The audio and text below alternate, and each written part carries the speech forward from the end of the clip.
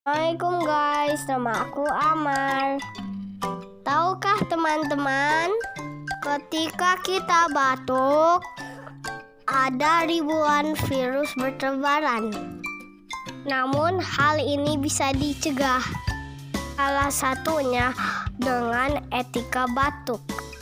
Yang pertama, gunakan masker ketika batuk. Yang kedua, tutup hidung dan mulut dengan lengan. Yang ketiga, tutup hidung dan mulut dengan tisu. Yang keempat, buang tisu yang sudah digunakan.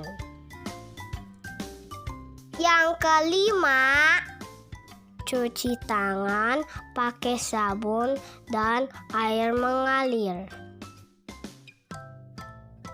Kita terapkan etika batuk dan bersin agar virus tidak menyebar dan tidak menular ke orang-orang.